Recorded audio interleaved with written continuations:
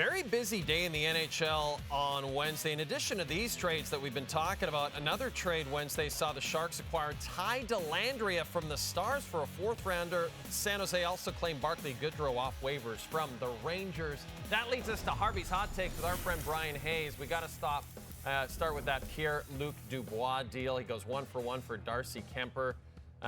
Give Rob Blake credit, Hazy. He gets the deal done before that no-move clause kicks in on July the 1st. But what does the trade tell you overall about PLD, traded for the third time now in his career? Well, I think it says a lot, Jay, and I don't think it says positive things. This trade is another indictment on Pierre-Luc Dubois. This is a guy who has immense talent.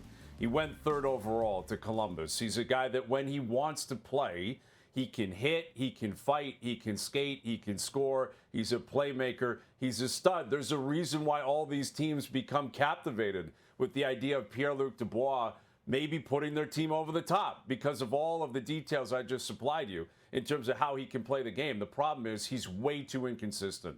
And I think he ran out of time in Columbus. I think he ran out of time in Winnipeg. And I credit Rob Blake, like you said, in the LA Kings, because they pulled a U-turn in 1 year. Like, they made a big deal to go get Pierre-Luc Dubois from Winnipeg. They gave up really quality pieces. Gabe Vilardi's a really good player. Alex Iafallo's a really good player. And they bring in Dubois. They sign him to 8 years at $8.5 million, and they say, we're out. We got to find a way out of this. And they bring in Darcy Kemper, who hasn't been great in Washington, but it's a shrewd move. It's a ruthless move. I think it's the Vegas Golden Knights basically feeding, being a feeder system for every other team in the league. This is how you have to operate, especially if you're in their division like the Kings are. It doesn't matter that you loved this guy a year ago. It doesn't matter what you gave him in terms of the contract. If you can get out from under it, you do it. And that is the indictment on Pierre-Luc Dubois. It took him 1 year in L.A. for the Kings to say he's got to go.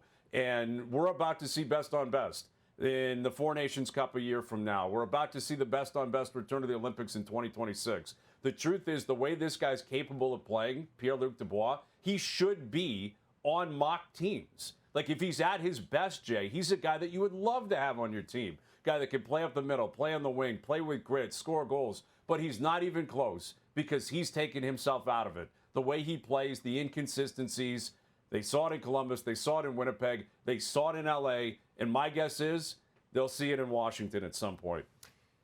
Brian, I'm going to end with something fun here. Letterkenny and Shoresy writer-producers Jared Keeso and Trevor Risk have submitted 2 Are They Relateds involving new Carolina Hurricanes GM Eric Tulsky. The first from Jared is a young Judge Reinhold. Do you concur?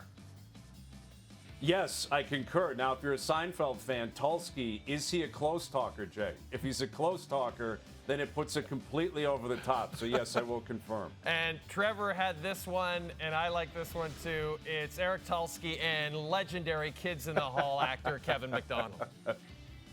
Yes, anytime you can bring Kids in the Hall into any of these bits, you could sell me on this. I don't care which one of the guys you're about to use. I would confirm that. Yes, Tulsky and McDonald, I would say dead ringers. I love it.